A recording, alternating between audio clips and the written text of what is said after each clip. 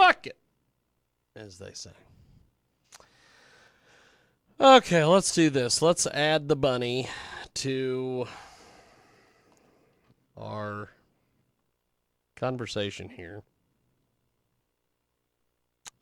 And we are going to see if we can get our next guest in here. I got to ring the group, as they say.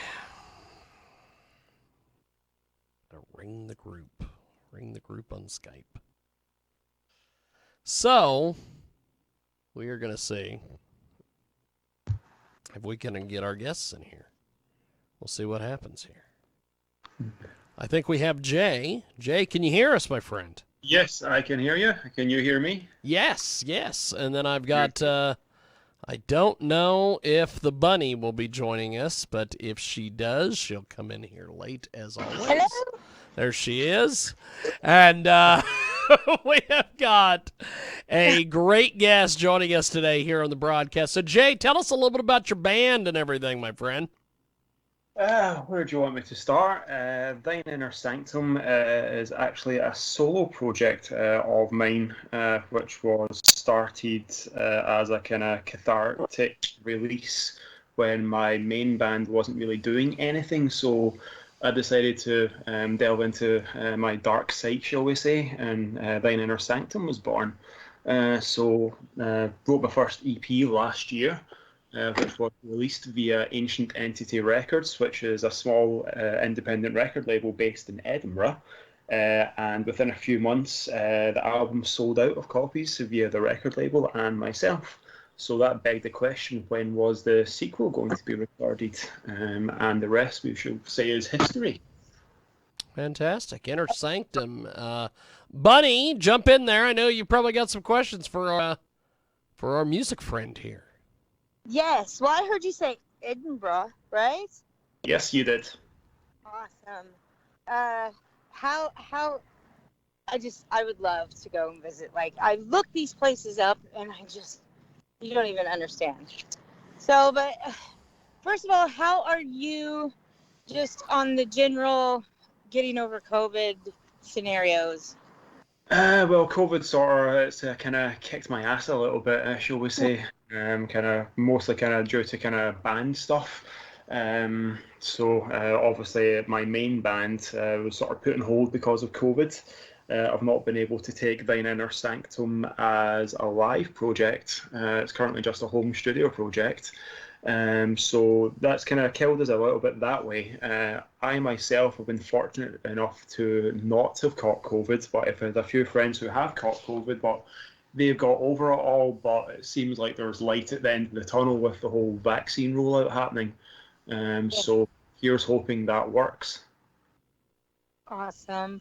Well, I mean, good to hear that. So, as far as everything that you've been doing, not really solo, but, in the restrictions of that, what do you find the most challenging of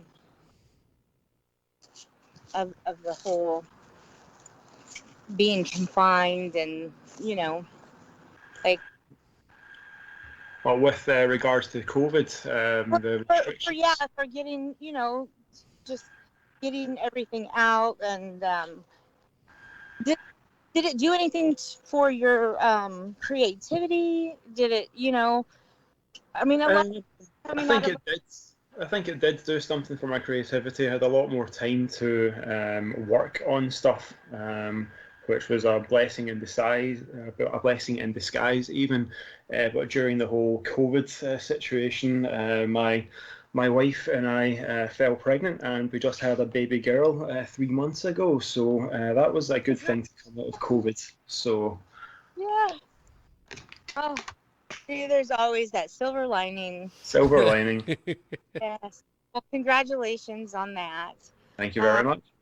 So, besides, watching your beautiful daughter grow, as far as your music, how do you see that growing, and what are you looking forward to achieving later in this year? Well, with Thine Inner Sanctum, I have just released my second release. This time it was a full-length album. The release that I done last year, entitled Entwined with a Dying Light, was only a 5-track demo EP. So I've spent my time working on a full-length album. So I released my full-length album titled Dark Sky Weeping back in May, which was a 10-track album as opposed to the 5-track demo. So I've been working hard on that. Sales have been really good for it. The feedback's been really good. I've had really good reviews. I've done a few online promotional campaigns which have got really good feedback for the band.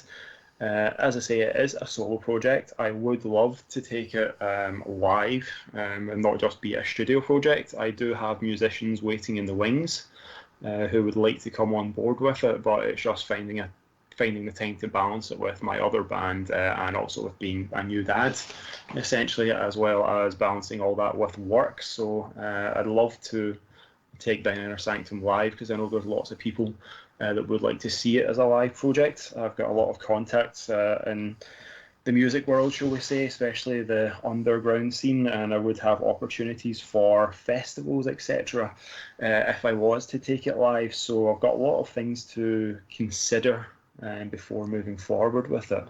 But it's all good on my part, is all I can say, really. Awesome. That sounds fantastic.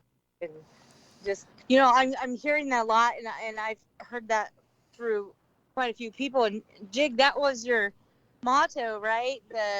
We bring underground mainstream. Well, now Yep. isn't everything mainstream? I mean, underground is mainstream now, right? It depends on what way you look. Underground can be mainstream. It depends what circles you move in. Heavy metal was always an underground genre. It became mainstream. Thine Inner Sanctum, as much as it is a heavy metal band, it's more of the extreme heavy metal variant, which has got more of a kind of cult following, shall we say. It's got more of a kind of cult status, and there's more scope to like make it, so to speak, not like make millions of money from it, but there's more scope to reach a big fan base and more scope to get on festival slots and get lots of gigs with that rather than trying to go mainstream with it. So it's still quite underground, is how I look at it, and I like having that aspect because it's not right in your face. People have to look for it. So it adds an air of mystery. Oh, So tell us a little bit about the name of the band here. Kind of give us some more information on this. Yeah, certainly. Thine Inner Sanctum. I thought I was going to get into trouble by using that name because at the time of thinking of the name, I forgot that UK heavy metal legend Saxon had a band called, or sorry, had an album called Inner Sanctum, or it was called The Inner Sanctum. So I decided to change it to Thine Inner Sanctum, and I think it was a way of me expressing myself. It might sound pretentious because this solo project was from inside me. It was my sanctum to kind of release the kind of rage and frustration I was feeling with regards to the other band. So I think that's where it came from. It's my own thing. It's my own sanctum. It's where I went to get the release that I think I needed, and that's the only place I could get that release out. So I think that's where the name came from. Well, you guys have got some great music. What's been the reaction to some of the different things that you've had out there so far? Well, I released a few, like not so much singles from the album, but I released 3 tracks individually from the album, and all 3 tracks have actually had some online radio play and have been added to some Spotify playlists. The standout songs for people for Dark Sky Weeping would be the opening track, which is called Abyss of Thine, which I got the talents of a local female singer-songwriter on board for. So it's a kind of duet of sorts. I'm not a singer, so to speak. I'm more a vocalist, but I got Katie on board, who lent her amazing vocal talents to it, and it just gave the whole song a new light. So that got really good feedback, and as far as I'm aware, I think it was added to 10 playlists. via Spotify, and I get airplay in maybe about 5 or 6 online radio stations. The other song that got people going crazy about the album was the title track, Dark Sky Weeping. The title track is a big 9.5 minute long epic.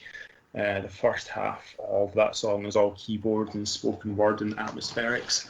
Because I like my drama, I like my film soundtrack, so I try and incorporate that into my overall sound. So the feedback for those two songs have been really good.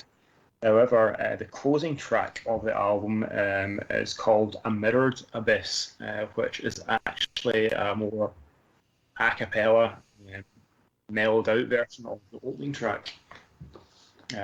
Which doesn't have the heavy distorted guitars, it doesn't have the heavy distorted vocals. It's more the ambience behind all the guitars. I've removed a wall of sound away, and it's just the 2 vocals and a very light guitar, which has got amazing feedback, which has been crazy because it is a more extreme album, and the more extreme people also liked that kind of duality of kind of light and darkness in it. And one of the reviewers said that there's a whole duality about light and darkness with it, and those 2 tracks contrast very well.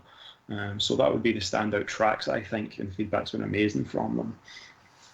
Awesome stuff. Well, we are going to play some of your music. Thanks for being with us, and thanks for joining us today here on the broadcast, my friend. Thank you very much for having me. I hope you enjoy and you don't get too many noise complaints. Well, I appreciate it. And Lena, I will talk to you next week. Thank you, my friend. Yes. Thank you very much. There we go. And we are going to play some of their music right now here on our big broadcast.